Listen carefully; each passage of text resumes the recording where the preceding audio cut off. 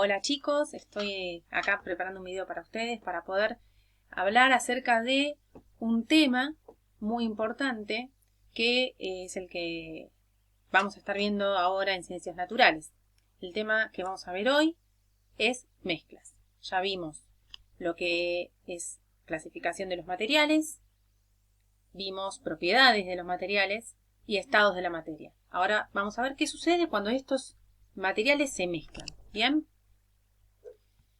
Primeramente, me gustaría que podamos analizar muy brevemente qué es una mezcla. Cuando dos o más elementos se juntan y quedan distribuidos de forma pareja, pareja, sí, exactamente. Entonces, lo que vamos a obtener, por ejemplo, puede llegar a ser desde una ensalada en la que yo mezclo lechuga, tomate y cebolla y la mezclo de forma pareja bien en el bol donde voy a comer la ensalada, hasta, por ejemplo, otro tipo de mezcla muy diferente es el agua, que está compuesta por hidrógeno, oxígeno y otros elementos disueltos en el agua, como minerales, sales, que forman una mezcla, aunque no me puedo dar cuenta a simple vista, con la ensalada sí, pero ese es el punto que vamos a tratar a continuación. Tenemos dos tipos de mezclas, las mezclas homogéneas, que son las que a simple vista no podemos ver la diferencia entre las sustancias. Un ejemplo es la lavandina mezclada con agua. Vemos nosotros una solución, una cuestión incolora. No vamos a ver la lavandina por un lado y vamos a ver el agua por el otro. Vemos parece agua, pero en realidad estamos hablando de una mezcla homogénea entre dos sustancias. Por el otro lado, tenemos mezclas heterogéneas. Las mezclas heterogéneas son aquellas en las que sí podemos distinguir los elementos que componen la mezcla. En este caso, la imagen nos muestra el vaso con aceite. Aceite en la superficie y agua más abajo. Esto es una mezcla en la que sí podemos ver cuáles son los elementos que la componen. ¿Bien? A continuación, vamos a ir a las mezclas heterogéneas. Las mezclas heterogéneas están compuestas por fases. Esas partes que yo puedo distinguir son las fases. Y en general las mencionamos diciendo en qué estado de agregación se encuentran. Por ejemplo, si yo digo una mezcla con un vaso que tiene agua y clavos, voy a decir que hay dos fases, una líquida y una sólida. Una líquida que es el agua y la otra sólida son los clavos. Por otro lado, los componentes son cada material que está compuesto, la mezcla. En este caso, si yo digo el agua y los clavos, puedo decir el agua y, por otro lado, hierro. Puedo decir, ¿sí? O si fuera agua y arena, digo agua y arena. Son los componentes. ¿Bien? Y hay otro tipo de mezclas heterogéneas en las que me puede llegar a engañar pensando que es una mezcla homogénea, pero en realidad estamos hablando de una suspensión. Por ejemplo, cuando estoy enfermo, me dan un antibiótico, dice el paquete que es una suspensión, es un líquido como si fuera un polvo blanco, que lo que hago es agregarle agua, lo agito bien y se va a quedar flotando en el agua que yo le agregué. Eso es una suspensión, porque al rato, cuando yo vuelvo a mirar, empieza a caer hacia el fondo del frasco, lo cual me dice que no se disolvió nada. Está el polvo flotando, pero parece que estuviera todo unido. En realidad lo dejo y queda después otra vez depositado en el fondo del frasco, por lo cual es una suspensión. No pasa lo mismo con el jugo. Si yo preparo jugo con un sobrecito, lo mezclo con el agua, lo revuelvo bien, ya no veo más el polvo de jugo. Ni aunque lo deje un día entero vuelvo a ver el polvo de jugo depositado en el fondo. ¿Bien? Ahora, en este dibujo que tengo acá, yo voy a poder ver la diferencia entre lo que es fases y componentes. Acá en el primer dibujo tengo un vaso que tiene agua y tiene aceite. Son dos fases, agua y aceite. Son dos fases distintas, las veo, y dos componentes. Los componentes agua y aceite y las dos fases, también tenemos dos fases líquidas. No necesitan ser distintas, pueden ser iguales. Y por el otro lado tengo acá, uno de los casos en los que podemos llegar a confundirnos, agua líquida y agua congelada, un cubito. Son dos fases, una sólida y la otra líquida, pero tenemos un solo componente, que es el agua. ¿Bien? Esto para que quede claro. Por otro lado, lo que vamos a analizar son las mezclas heterogéneas, cómo las separamos. Si tenemos una mezcla, ahora queremos separarla. ¿Cómo hacemos? Tenemos métodos que se van a basar en el tamaño de los componentes, en el peso de los componentes y en las características o propiedades magnéticas. En el primer caso vamos a tener tres métodos: tamización, filtración y tría. En el segundo caso, cuando hablamos del peso, vamos a tener la decantación, flotación y centrifugación. Y cuando hablamos del magnetismo, nos vamos a referir al método por imantación.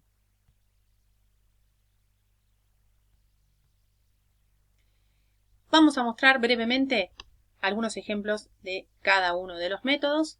En la tamización, es un método que ustedes probablemente conocen muy bien, es como un colador que puede llegar a tener distintos tamaños, los agujeritos por donde pasan los elementos. Con esto podemos llegar a separar piedras de arena, arena de arroz, harina de arroz, cualquier sustancia seca, generalmente, que difiera en el tamaño de sus componentes. Si hay algo mezclado que yo no lo puedo separar, por ejemplo, quiero separar piedras de arena, paso un tamiz y así es una de las maneras en las que, por ejemplo, las personas buscan oro en la arena. Por otro lado, la filtración. Acá ya voy a separar un sólido de un líquido. Si yo hice un café y quiero no tomarme el café en polvo, sino que quiero tomarme el líquido, lo separo mediante un papel filtro, en donde los poros son mucho más pequeños, por donde el agua puede pasar, pero no pueden pasar los granos de café. Y la tría es otro método mucho más sencillo, que hasta que quizás puede también ser con la mano, en donde podemos separar los elementos de forma mecánica, ¿sí? Con una pinza, con la mano, con alguna espátula podemos llegar a separar. Por el otro lado, acá vamos a hablar de los que son métodos basados en el peso. La decantación es aquel método en el que yo dejo en reposo un líquido con un sólido y el sólido va a decantar, o sea, se va a depositar en el fondo del recipiente a tal punto que va a quedar separado. Yo voy a poder sacar el líquido que queda en la superficie. Flotación es un método en el que los elementos más livianos van a subir a la superficie de un líquido. Si yo quiero separar hierro de telgopor, le echo agua y va a quedar el telgopor flotando en la superficie y lo voy a poder separar. Y la centrifugación es un método que sirve para separar, por ejemplo, en los análisis de sangre, los componentes que están en la sangre. Como pesan distinto, al centrifugarlos, van a quedar separados en líneas, ¿sí? En capas. Y esto es otro método de separación. Por último tenemos la imantación, que no tiene nada de raro. Esto es otro elemento que ustedes manejan muy bien, los imanes. Si yo tengo polvo de madera, un aserrín, y tengo una limadura de hierro, al acercar el imán, no me tengo que poner a separar una limadura de un aserrín, sino que acerco el imán y toda la limadura de hierro se va a pegar a mi imán. Y va a quedar libre del aserrín de la limadura. Para continuar, vamos a seguir con las mezclas homogéneas. Las mezclas homogéneas no son otra cosa que soluciones. Soluciones entre ¿qué? Una solución es una mezcla de un soluto y un solvente. El soluto generalmente es algún polvo o algún sólido que se va a disolver en un solvente, que generalmente los que nosotros vamos a trabajar son agua. ¿Bien? Si yo tengo un soluto y un solvente, vamos a suponer que el soluto pesa 100 gramos y el solvente 300, si yo los peso antes de mezclarlos, voy a tener 400 gramos. Y cuando los pese, voy a tener 400 gramos igual, cuando los pese después de mezclarlos. Esto es algo que tiene que quedar bien claro. El soluto y el solvente, sin mezclarlos, va a pesar lo mismo que luego que los mezclemos, aunque después no veamos el soluto en el solvente porque se va a disolver. ¿Qué tipos de soluciones vamos a tener? Bueno, las podemos clasificar de acuerdo a la cantidad de soluto que poseen. Vamos a suponer este ejemplo. tengo un mate cocido. Si le pongo poco azúcar, me va a quedar una solución, el mate cocido con el azúcar, diluida. Si le pongo todo el azúcar que mi mate cocido puede disolver, entonces es una solución concentrada.